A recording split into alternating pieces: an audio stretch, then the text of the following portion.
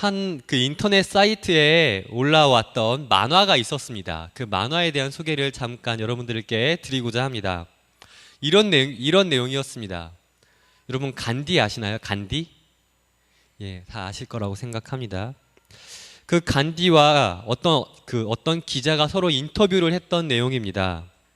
간디님은 기독교에 대해서 어떻게 생각하십니까? 라고 간디에게 질문을 했습니다. 그러자 간디가 대답하기를 전 예수를 존경합니다.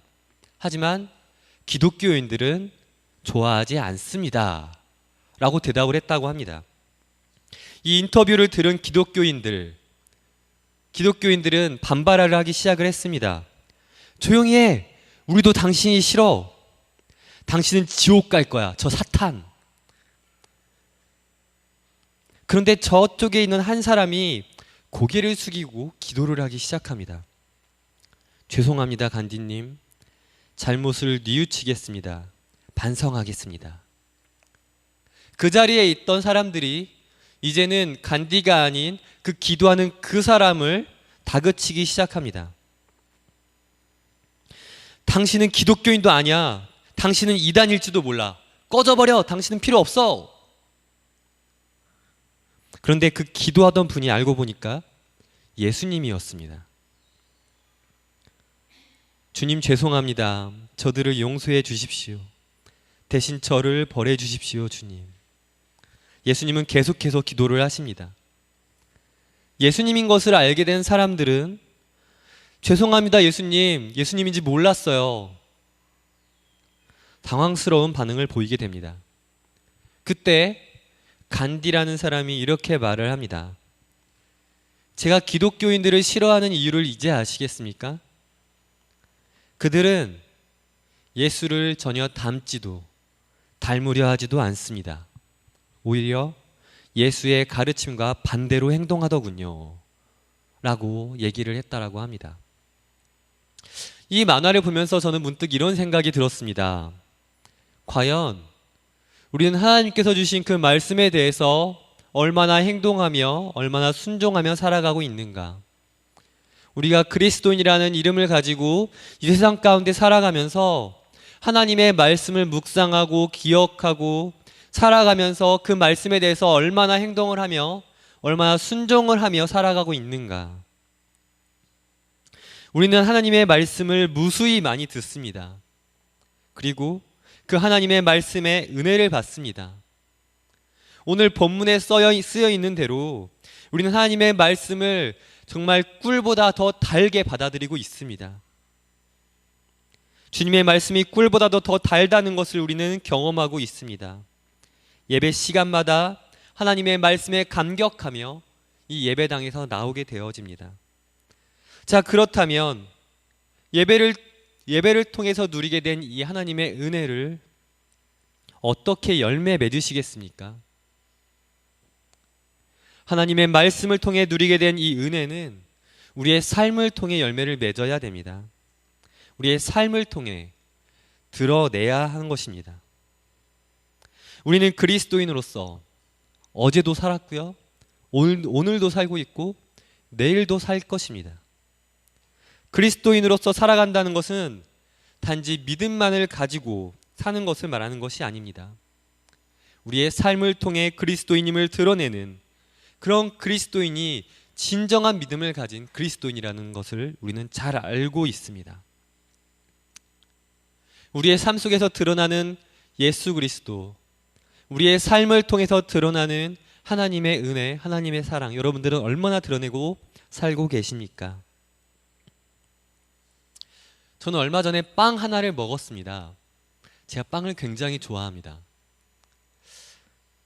빵을 먹으려고 하니까 그 빵의 이름이 궁금해졌습니다. 그 인터넷으로 찾아보니까요, 그 빵의 이름이 거북이빵이라고 하더라고요. 여러분 거북이빵 먹어보신 적 있으신가요? 없으시죠? 저도 처음 보는 빵이었습니다. 그러고 보니까 그 빵의 윗부분을 보면 정말 거북이 등껍질처럼 둥글기도 하고 약간 갈라진 모습도 보이는 게, 아, 이 빵이 괜히 거북이 빵이 아니구나 라는 생각이 들었습니다. 굉장히 맛있어 보여서 그 빵을 한 입 물었어요. 그런데 아무 맛도 나지 않는 겁니다. 정말 이상했어요. 그래서 인터넷을 또 찾아봤습니다. 빵에 원래 맛이 없나? 근데 인터넷을 찾아보니까 빵의 맛이 너무 맛있다고 글이 쭉 올라와 있는 거예요. 분명히 난 아무 맛도 나지 않는데 이거 거북이 빵이 아닌가? 근데 모양을 봐도 똑같아요. 그래서 그 빵의 속을 바라보게 됐습니다. 그 빵의 속을 바라봤더니 아무것도 없는 거예요. 인터넷을 찾아보니까 거북이 빵 속에는 잼하고 비슷한 크림 같은 게 들어가 있어야 된다고 하더라고요. 그런데 그 거북이 빵은, 제가 먹었던 거북이 빵에는 그 크림이 들어가 있지 않았어요. 그러니까 아무 맛도 나지 않았던 겁니다. 전 그 빵을 먹으면서 그런 생각을 해보았습니다. 정말 겉만 번지르르 해서는 안 되겠구나. 속이 채워져야지. 그래야 맛이 있지. 겉만 번지르르한 것은 중요치 않습니다. 속에 크림이 들어가 있어야 맛있게 먹을 수 있는 거북이빵이 될 수 있는 것이죠. 우리의 삶과 우리의 모습도 마찬가지인 것 같습니다. 그리스도인이란 모습만 가지고 살면 될까요? 그리스도인이란 그 이름만 가지고 산다고 되는 걸까요? 거북이빵과 같은, 제가 먹었던 거북이빵과 같은 그런 모습일 것입니다. 우리의 행위가 드러나야 되고 우리의 모습을 통해 하나님의 은혜가 드러나게 될 때 진짜 맛이 나는 그리스도인의 모습으로 살 수 있는 것이 되겠죠. 오늘 104절 말씀, 함께 본문에 있는 104절 말씀 같이 읽어보았으면 좋겠습니다. 함께 읽어보겠습니다. 주의 법도들로 말미암아 내가 명철하게 되었으므로 모든 거짓 행위를 미워하나이다. 하나님의 말씀, 그러니까 주의 법도들로라고 말씀하는데, 하나님의 말씀으로 말미암아 내가 명철하게 되었다. 그래서 모든 거짓 행위, 그러니까 가식적이고 형식적인 행위들을 분별하게 되었고 그것을 멀리하게 되었다라고 말씀을 하고 있습니다. 우리가 하나님의 말씀들로 우리 안에 은혜를 채웠다면 그 은혜를 통하여 삶의 열매가 드러나야 됩니다. 특별히 오늘 본문에서는 거짓 행위를 미워한다라고 말씀하고 있는데, 이것은 말씀을 깨달음을 통해 행위에서 드러나는 거짓되고 잘못된 부분들을 부정하고 또 고치려고 노력한다는 것을 말씀하고 있는 것입니다. 하나님의 말씀을 듣고 행하는 데 있어서 우리가 가장 먼저 행해야 될 것은 바로 변화라는 것입니다. 고침이라는 것이죠. 내 삶에 잘못된 부분이 있다는 것을 깨달았다면 우리는 그 즉시 변화해야 됩니다. 바꿔야 되는 것이죠. 어떻게 살아야 될지를 다짐하며 고쳐나가야 되는 것입니다. 하나님의 말씀을 들음을 통하여서 그 이후에 고침이 없다면 우리는 늘 한결같은 죄인의 모습으로 살아가고 있을 것입니다. 변함없이 세상에 쩌들어서 세상과 타협하면서 이 세상과 친구가 되어 살아가고 있을 것입니다. 하나님의 말씀을 통해 고침을, 변화를 행동했던 요나라는 사람이 있습니다.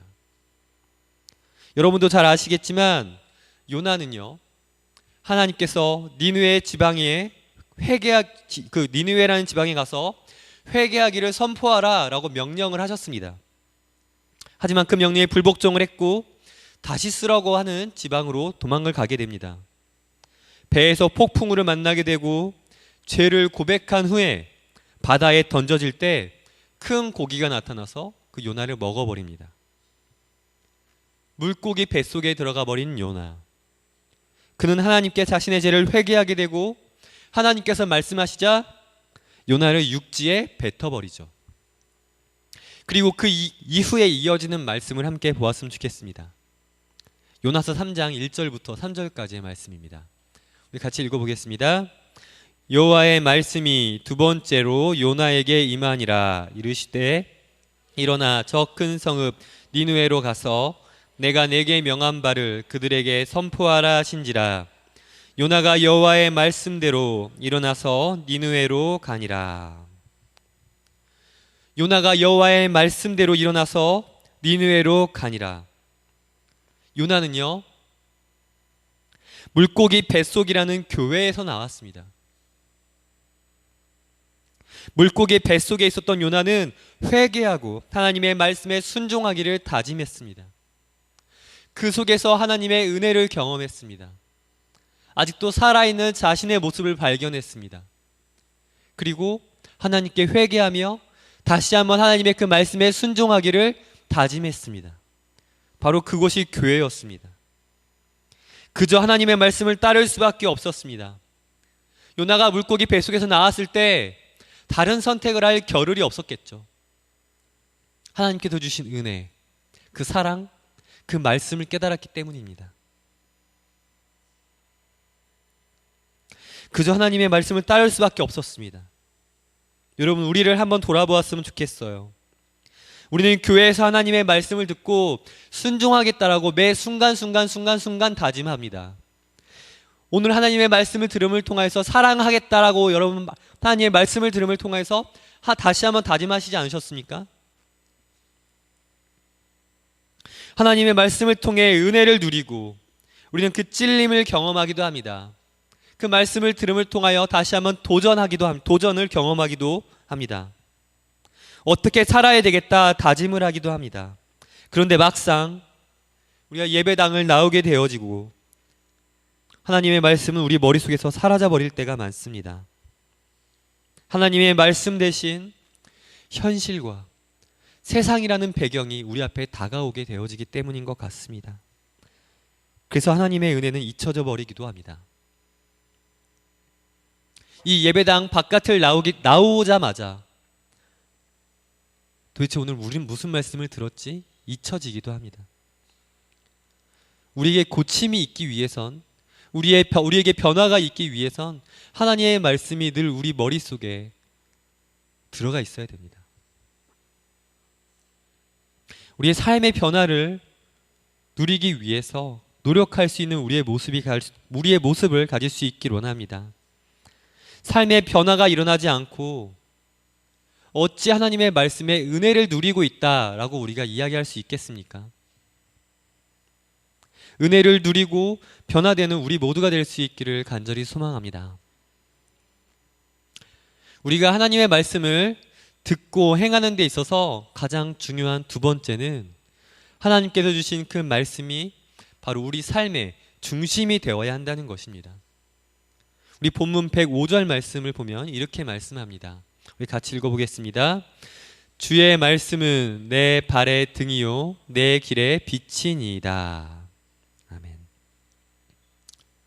하나님의 말씀, 이 하나님의 말씀이 자신의 발의 등이 되고 자신의 길의 빛이 된다라고 말씀합니다. 여러분 너무나 잘 아는 말씀이죠? 여러분 걸어갈 때 머리부터 앞으로 걸어가십니까? 다리부터 앞으로 걸어가십니까? 다리부터 앞으로 걸어가게 되어지죠. 가장 먼저 내딛는 곳이 어디죠? 그리고 가장 먼저 앞을 향하게 되어지는 곳이 어딘지 아십니까? 발등입니다. 머리부터 앞으로 나아가게 되어지면 넘어지게 되어집니다. 발의 등이라고 하는 것은 우리 신체에 있어서 길을 걸어갈 때 가장 먼저 앞으로 향하는 것입니다. 어디를 걸어가더라도 머리부터 앞으로 나아갈 수는 없습니다. 항상 발등부터 앞으로 나가게 되어집니다. 하나님의 말씀이 우리의 발의 등과도 같다라는 것이에요. 우리의 발의 등과 같이 우리의 삶의 방향성을 가르쳐주는 그런 것이 우리 하나님의 말씀이라는 것입니다. 또 말씀에 보면 내 길의 빛이라고 고백을 하죠. 어둡고 어두운 곳에 빛이 보인다면 우리는 그 빛을 향하여 걸어가게 될 것입니다. 하나님의 말씀은 그 빛과도 같아서 우리의 삶의 길을 보여주시는 그런 은혜를 허락해 주신다고 오늘 말씀에선 설명해 주고 계시는 것입니다. 여러분들은 삶의 중심이 되는 것이 있다라면, 중심이 되는 것을 선택해야 한다라고 한다면 여러분들은 어떠한 것을 삶의 중심에 두고 사시겠습니까? 어떠한 것을 삶의 기준으로 두고 삶을 사시겠습니까? 하나님의 말씀입니까? 아니면 내 인생 속에 있는 어떤 것입니까? 예전에 제가 우리 중고등부 아이들과 이런 이야기를 나눈 적이 있습니다. 우리 아이들이 기억을 할지나 모르겠습니다. 우리나라에 있는 그리스도인이라고 말하는 사람들을 그 통계를 재보았는데요. 내 종교가 기독교다라고 말하는 사람이 우리나라에서 총 26.3% 정도가 된다라고 합니다. 그런데 그 26.3% 중에 난 천국에 갈 것이다 라고 말하는 사람이 무려 5%라고 합니다. 엄청나죠. 이 자료가요, 통계청 자료랑 또 신학저널에 나와 있는 자료를 이렇게 참고로 해서 얘기를 한 것입니다. 저는 이 자료를 보면서 이렇게 생각할 수도 있다라고 생각이 들어졌습니다. 교회를 다니는 100명의 사람 중에 5명의 사람만이 하나님의 말씀을 중심으로 살아가고 하나님의 말씀을 기준으로 살아가고 있다. 단 5명의 사람만이 이 세상 속에 살아가면서 나는 그리스도인이다 라고 이야기를 하며 그런 행동을 하며 살아가고 있다 라고 살고 있는 것 같다라는 생각이 들어졌습니다. 여러분, 우리가 우리의 신앙으로, 신앙 고백으로서 이런 고백을 할 수 있으십니까? 주님, 주님의 말씀이 내 삶의 중심이 되고 내 모든 선택의 기준이 되십니다. 여러분, 이 고백을 여러분들의 신앙의 고백으로 지금 현재 들으실 수 있으십니까? 하나님의 말씀만 붙잡고 하나님의 말씀만 생각하면서 그 말씀을 중심으로 모든 것을 선택하고 오직 하나님의 말씀만 기억하면서 살고 있다라고 하나님 앞에 당당히 이야기하실 수 있으십니까? 만약 그러지 못하고 있다라면 오늘 이 시간 우리가 하나님께 고백 드려야 됩니다. 하나님, 우리가 이제는 변화되겠습니다. 하나님, 하나님의 말씀을 제 삶의 중심에 모시고 하나님의 말씀을 제 삶의 기준으로 삼고 그 말씀 안에 살아가겠습니다. 이 고백이 우리 안에 드려져야 됩니다. 여러분, 슈퍼맨이 돌아왔다라는 프로그램 보신 적 있으십니까? 슈퍼맨이 돌아왔다. 저는 가끔 보게 되어지는데요. 정말 귀여운 아이들이 많이 나오는 것 같습니다. 우리 쌍둥이들. 이휘재의 아들들이라고 해서요. 아들 2명이 나오는데, 쌍둥이들이 나오는데, 서원이, 서준이가 나옵니다. 이휘재가 그 아이들에게 계속 무언가를 가르치려고 해요. 서원아, 서준아, 이럴 땐 이렇게 해야 돼. 서원아, 서준아, 이렇게 할 때는 이렇게 하는 거 아니야. 이렇게 해야 돼. 서원아, 서준아, 이거는 이렇게 해서 이렇게 하는 거야. 계속 설명을 해줍니다. 그럼 서원이, 서준이가 그거를 잘 따라할 때도 있는데요. 또 가끔은 자기들 마음대로 막 행동할 때가 있습니다. 이제 그럴 때마다 이휘재의 그 표정이나 하는 것들을 보면 굉장히 답답해하면서도 귀여워합니다. 왜요? 사랑하는 아들들이니까. 근데 그 이휘재와 그 서원이, 서준이를 보면서 그런 행동들을 보면서 하나님의 마음이 바로 그런 마음이 아닐까라는 생각도 해보게 되어졌습니다. 하나님의 말씀을 따르지 아니하는 우리들의 모습을 바라보시는 하나님의 마음이 답답해 하시면서도 귀여워 보이시면서도 언젠간 고쳐지겠지. 언젠간 그 말씀대로 언젠간 그렇게 하는 것이 옳은 것을 깨달아서 그렇게 행동하겠지라고 기다리고 계시지는 않을까 라는 생각도 들게 되어졌던 것 같습니다. 여러분, 오늘 제 설교의 제목이 뭔지 아십니까? 언행일치입니다. 언행일치가 뭐죠? 말과 행동이 일치되는 것을 말합니다. 언행일치를 이루지 못하는 사람의 말에는요, 신뢰라는 게 없습니다. 또 그 행동을 보아도 진실됨이 없습니다. 왜 그럴까요? 진짜 이 사람이 원하는 것이 무엇인지, 이 사람이 어떤 생각을 하고 있는지 모르기 때문입니다. 제가 아는 친한 목사님이 있습니다. 저랑 신대원에서 공부를 같이 했던 목사님이에요. 근데 그 목사님과 통화를 하면 어떤 한 분의 집사님을 엄청 자랑을 하십니다. 통화를 할 때마다 그 집사님 자랑만 하십니다. 교회에 얼마를 헌금했다는 등, 그 매주 강대상을 청소하신다는 등, 주일에는 찬양단, 성가대, 그리고 열심히 섬기신다는 등 매일같이 자랑을 하십니다. 그런데 이분에게 단점이 하나 있는데요.